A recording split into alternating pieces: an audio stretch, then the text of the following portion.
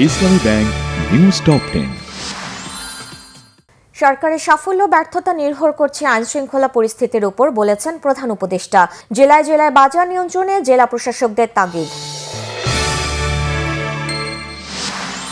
দেশের মানুষের ভাগ্য বদলই বিএনপির মূল লক্ষ্য, এখন সময় নেতৃত্ব বাছাই করার বলেছেন তারেক রহমান।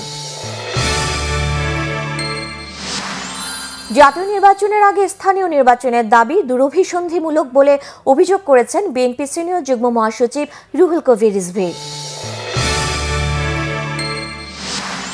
প্রধান উপদেষ্টার প্রেস সচিব শফিকুল আলম বলেছেন, শাপলা সহ বড় হত্যার ঘটনায় আওয়ামী লীগের দালাল সাংবাদিকরা বয়ান তৈরি করত।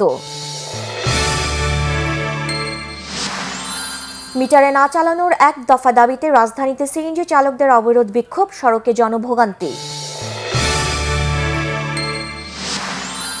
আখিরি মোনাজাতের মধ্য দিয়ে তুরাগ তীরে বিশ্ব ইজতেমা শেষ, দেশ জাতীয় ও মুসলিম উম্মার শান্তি সমৃদ্ধি কামনা।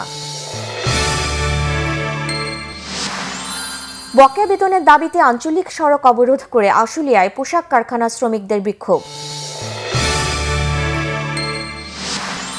10 দিন পর ভোজ্য তেলের সংকট থাকবে না, পাইকারদের অভিযোগের জবাবে জানিয়েছেন মিল মালিকরা।